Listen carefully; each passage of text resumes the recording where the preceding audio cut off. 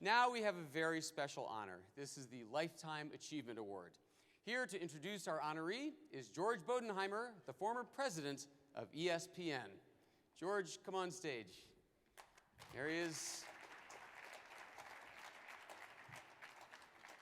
Thank you, David. Pleasure to be here tonight. So yesterday, I went to visit my mom in Connecticut before I flew out here. And she said, well, why are you going to Vegas? So, well, Chuck Pagano is receiving the Lifetime Achievement Award. How did you know? She said, what? They didn't even make the playoffs this year. I said, Mom, that's the Colts' Chuck Pagano.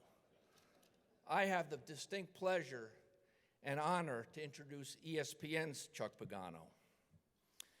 And what a pleasure that is. Yes, Chuck and I were colleagues for nearly 35 years, but more importantly, we were friends for that time. For those of us who were at ESPN in the early days and still true today, the best thing about the company always was and always will be the people. Hardworking, passionate, fun-loving, innovative. And trust me, from someone who was there in the early days, nobody epitomized an ESPN person, a true ESPNer, more than Chuck Pagano ever did. He was there on the very first night as the technical director of SportsCenter. He and I became friends. We first met when we were working the late shift. I was working in the videotape library from midnight to 8, and Chuck was working the overnight shift as well, and that's when we first met and became friends. Chuck had a continual rise at ESPN, and he grew and continued to grow over the next 20 years. When I was fortunate enough in 1998 to be named president of ESPN, the very first thing I did, I mean the first thing I did, was to make Chuck Pagano our head of engineering. And to say that he excelled in that job is a big understatement. I've been thinking a lot about Chuck and being here tonight and all the years, and I would have to say that Chuck inspired the ESPN company to innovate. Yes, it was an innovative company from the beginning, but it takes a lot of work year after year to continue to innovate, and Chuck really inspired us to do that, which of course is the holy grail for any company, particularly in this industry, so fast moving. I used to call, Chuck had a lot of nicknames at ESPN. One of them was Charles in Charge, which is what I called him all the time, because when it came to making our place work, he truly was. And I don't just mean work in the United States, I mean work around the world. He also, of course, transitioned us from analog to digital.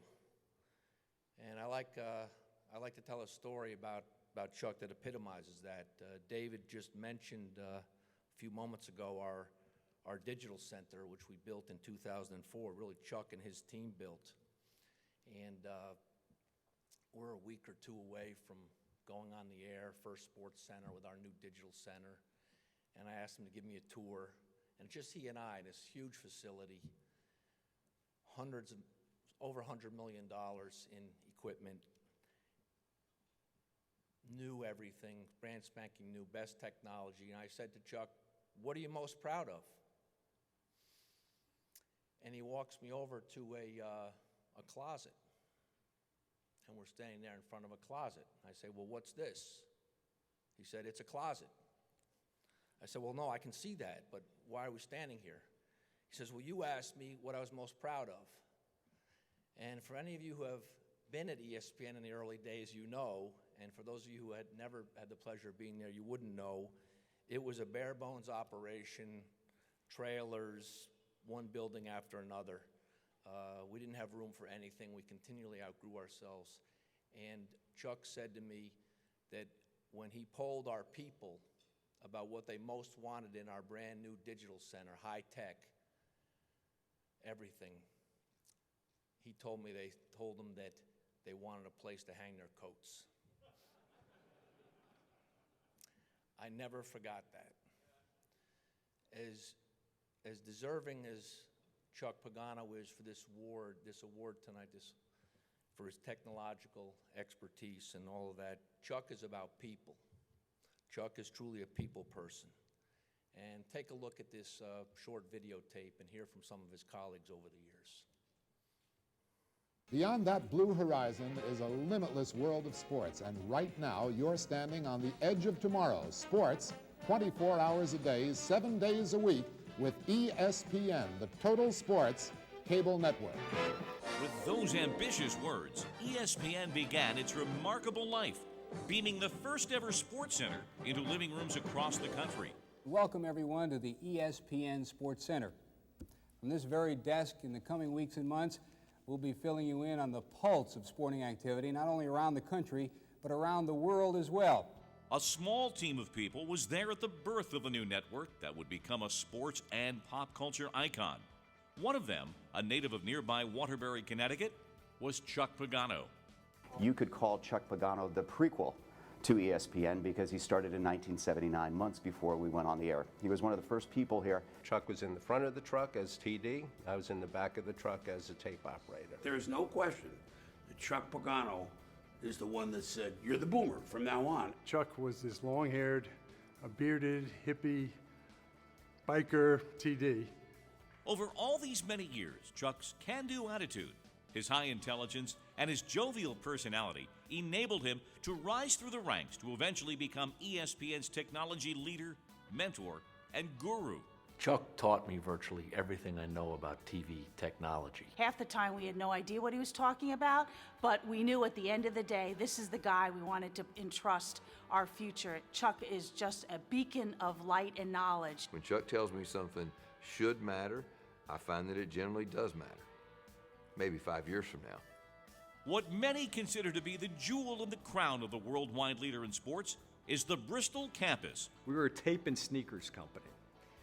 Before we went digital. It was tape because that's what we did, and it was sneakers because you had PAs or APs running tapes from one control room to another control room and popping them in and push and play to get them back on air. And Chuck, he took us from that environment and advanced us, quantum leap forward to the digital age. Most of us would say that Chuck's legacy here at ESPN is the Digital Center and now DC2, which, like the pyramids in Egypt, stand as monuments here in little old Bristol, Connecticut, in honor of Chuck Pagano. Chuck's had his hand in everything we've done around the world, technically. He spent extensive time overseas in Latin America, Asia, and of course, here in the U.S., the LA facility. All of those facilities have his touch and have worked wonderfully, and he deserves a lot of credit and put in a lot of time to make them work. From the acquisition of the first satellite, to the introduction of HD technology, to the first digital technology and the building of apps, all the products that ESPN has presented to fans have gone through the Chuck Pagano screen. Pioneer, visionary, one of a kind. These are all terms that describe Chuck Pagano. Chuck's legacy at ESPN is not so much his overall intelligence and technical contributions. It's his personal qualities as a human. He is just one of the nicest people you will ever meet. Chuck Pagano, when I think of him, I just smile. He never tried to be anybody he wasn't, and of course that's part of the secret to his success. He's made us all get very comfortable that technology is not only a key part of our success, but it is the cornerstone for our success. Without Chuck's vision, without his leadership, without his passion, we're not where we are today.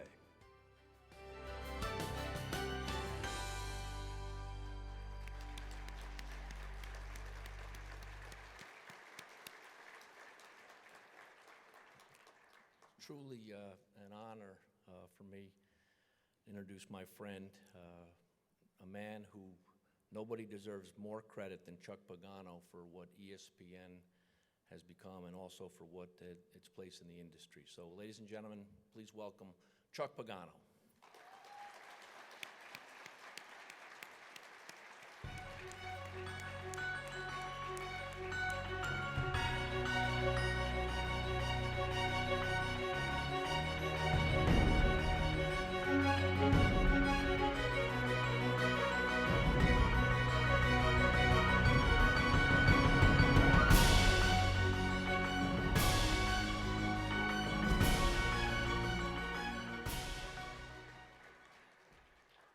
Chuck, I'd like just to read this to you, please.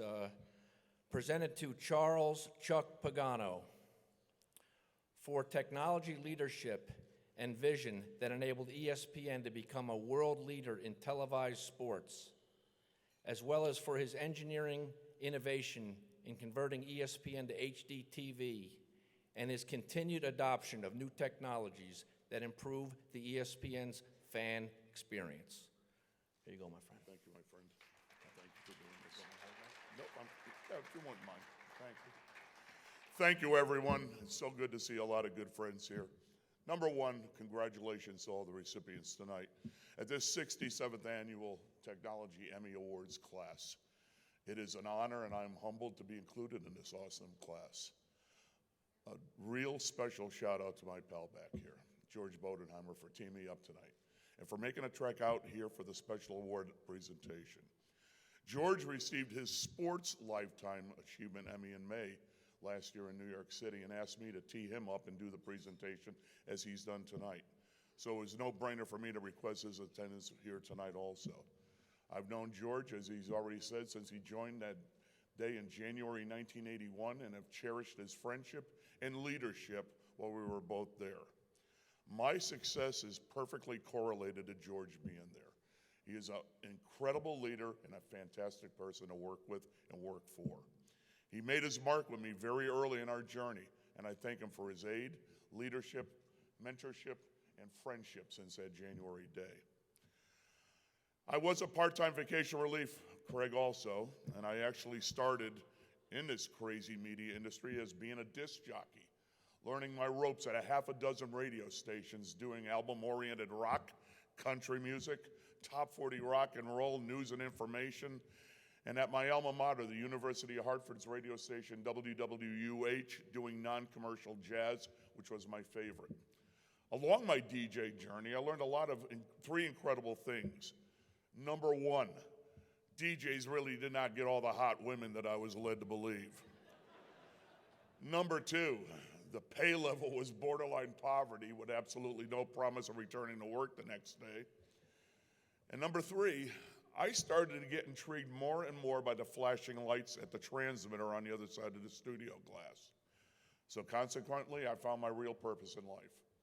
That was engineering, science, and mathematics that helped facilitate the answers to the piles of technical questions that I was percolating up here. I joined the then entitled ESP network. I thought I was going to work for Kreskin initially, officially in the middle of August of '79. I am so proud to be a member of that class of '79. We're referred to as the ESPN 79ers. But full disclosure for you, I'm not a sports fan. I'm a casual sports fan at best. I'm spiritually an engineer at heart. After these 40 years in the business of television and radio, I still read and digest engineering and scientific periodicals and love interacting with engineers and scientists. While I have been a proud recipient of numerous sports Emmys during my journey, I especially want to thank the Academy for bestowing this technology and engineering honor to this aging hippie/engineer. While I was growing up, the U.S. Army had a slogan, join the Army and see the world. For me, that calling was to be an engineer and change the world. The engineering bug hit me big time while attending the University of Hartford's College of Engineering, a very special institution for me.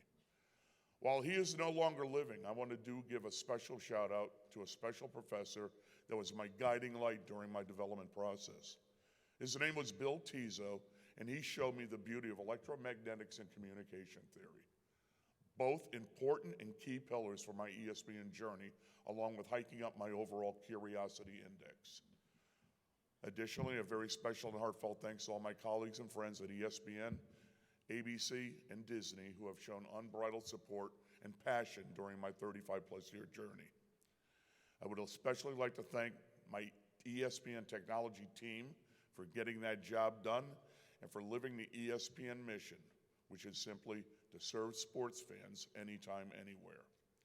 I want to thank you guys for letting me work for you and each and every one of you being part of my team. It was an honor.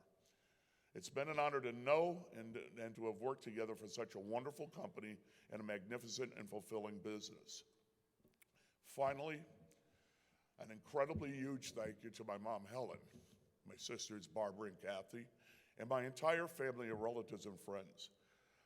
My mom was supposed to be here. She's 90 years old, but she took a little bit under the weather, so we left her back home in Connecticut.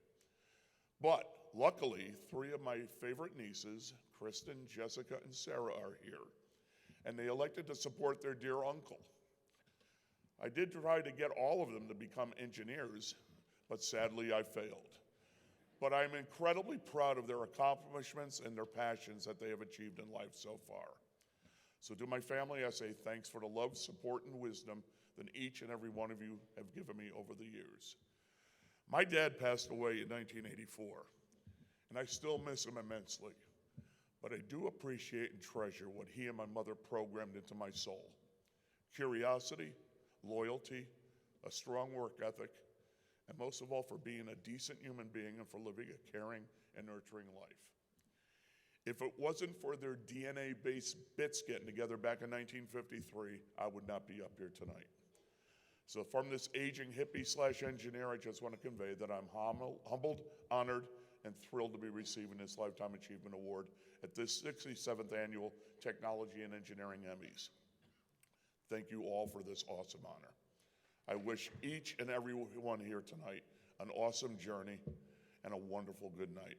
Thank you.